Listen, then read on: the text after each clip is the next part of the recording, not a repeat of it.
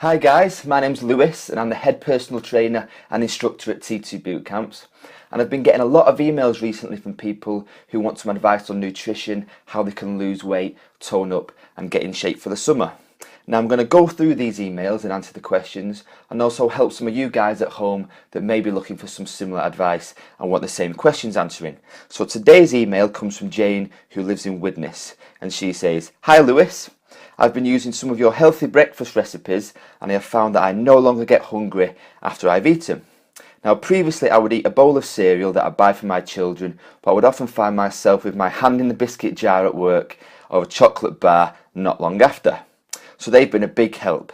Now my question is, what kind of food should I be eating and how often should I eat it?" Well, that's great news, Jane, that those healthy breakfast recipes have been keeping your hunger at bay, and I'm going to get into why they have been keeping your hunger at bay and why eating those kids' breakfast cereals will leave you feeling hungry not long after them.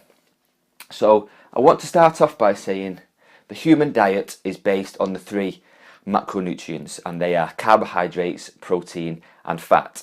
Now carbohydrates is what fuels our body, so like a car is fueled on petrol, our body is fueled on carbohydrates. So carbohydrates are based on two groups, which are complex and simple. Now complex carbohydrates are potatoes, pasta, your rice, your bread, your grains, and simple carbohydrates are jam, fruit, cakes, biscuits and milk. Now we want to base our carbohydrate intake mostly on complex carbohydrates because they do not have a big effect on our blood sugar levels, so we get constant energy levels that are sustained throughout the day. Now when we eat simple carbohydrates, our blood sugar levels shoot up and then not long after come crashing back into the hunger zone, so we feel hungry again and tired, so we feel that we need to eat some sugary food to get our energy levels back up. So what do? Energy levels go back up, but a sudden rush of sugar straight back down into the hunger zone. So that's why after you was eating those sugary kid cereals, you was feeling hungry not long after. Now complex carbohydrates, like in the nimble wholemeal bread that was in some of them healthy breakfast recipes that I gave to you, they are complex carbohydrates, so our energy levels are sustained. Now our blood sugar levels do go up when we eat them, but they do not come crashing back down like the roller coaster effect in your simple carbohydrates. Now 1 gram of carbohydrates, either complex or simple, is going to give you 4 calories. Okay, so the next macronutrient is protein. Now protein is essential for growth and repair, and most of our bones, skin, teeth and hair is made up of proteins, so it's really essential for keeping ourselves healthy. Now protein helps to grow our muscles and also repair them and improve our muscle tone. So when we've worked out, been lifting weights, you've been to a boot camp, our muscles are sore, the protein goes into the muscles, helps them to recover, and is going to improve our muscle tone. Now protein is found in chicken, steak, turkey, eggs, fish and poultry and pork and lamb. Now we want to be choosing the cleanest sources of protein, so your lean cuts of meat, and we want to be avoiding processed food such as sausages, your beef burger and processed meats. Now 1 gram of protein is also going to give you 4 calories. And the last macronutrient is fat. Now we usually eat 3 fats in our diet. There's saturated fat, there is polyunsaturated fat and monounsaturated fat. Now saturated fat is the fat that we want to avoid. Now this is the kind of fat that clogs up our arteries, can lead to heart attacks, heart disease and strokes. And that's usually solid at room temperature. So that's found on your bacon, the white stuff on the edge of your bacon, also in steak, butter and lard. Now polyunsaturated and monounsaturated fats are usually liquid at room temperature. So polyunsaturated is fish oil, olive oil and vegetable oil, and monounsaturated fat is also found in nuts, so cashew nuts, Brazil nuts, almonds and things like that. Now 1 gram of fat is going to give you 9 calories. So this is why we want to keep our fat content to a minimum, because carbohydrates and protein have only got 4, fats have got 9. So the more fat we eat, the higher our calorie intake is and the more susceptible they are to putting weight on.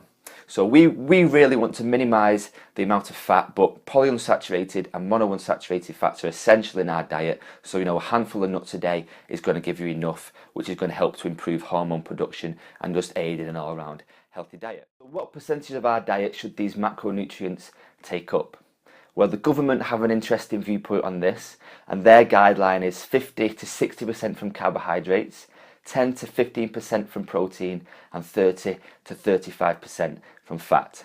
Now, my question is, how are we going to get a lean, toned body by only eating 10 to 15% of our diet from protein? No, it's not going to happen, is it? Let's be honest, eating fat and carbohydrates is going to turn us into a couch potato. So when I suggest a diet plan or what kind of nutrition advice that my clients or bootcamp members should follow, it's swapped around. So it's 50 to 60% protein, it's 30% carbohydrates, and it's 10 to 15% of fat.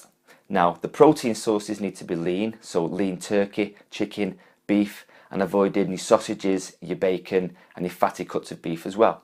Now, the carbohydrates need to be complex, but we want to avoid the white flour carbohydrates, so your white bread, white pasta. We also want to avoid white potatoes. Now, instead of eating that kind of carbohydrates, we want to be eating whole grain, so wholemeal bread, wholemeal pasta, wholemeal rice. And instead of focusing on your bread and your pasta, we want to be looking at also green vegetables. So, broccoli, asparagus, spinach, cabbage. This is also going to bulk your food up and also give us lots of dietary fibre, which is really important in our diet as well. Now, the fats, the 10 to 15%, we want to keep these to a minimum. As we know, 1 gram of fat is 9 calories. So we want to avoid saturated fats pretty much at all costs. So butter, lard, no good for us whatsoever. So instead, a handful of nuts a day, maybe some supplements, some omega-3, some fish oils, really, really good for us, and they're going to give us the hormone balance that we need to create a healthy diet and a healthy body. Now, how often should you eat these foods? Now, most people eat 3 times a day. So you've got breakfast, you've got lunch, and you've got dinner. Breakfast is 7:30, 8 o'clock in the morning before we go to work. Lunch is 12:30 to 1, and then you've got your dinner, maybe 6, anywhere between 6 p.m. and 8 p.m. when we get home from work. So in between them times, we're not eating. Now, you might be surprised to find out that to burn fat, we need to eat more often because of our metabolism. Now, our metabolism is our body's ability to burn calories. And when we put food in, our metabolism turns on. So we start burning fat, we start burning calories. But if we're only eating every 6 hours or so, our metabolism is going to shut down. So we need to be eating more often.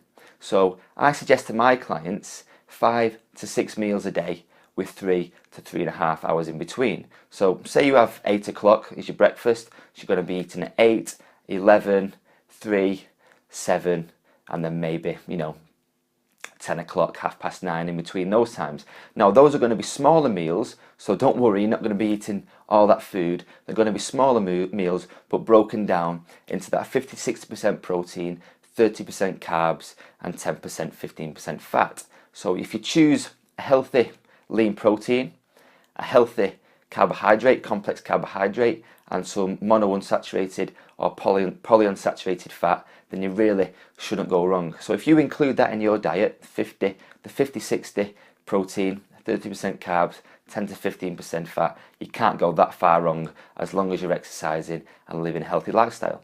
So hopefully that's answered your question, Jane. And if anybody else has any more questions, I will be answering the emails, and I'll speak to you soon. Thanks for watching.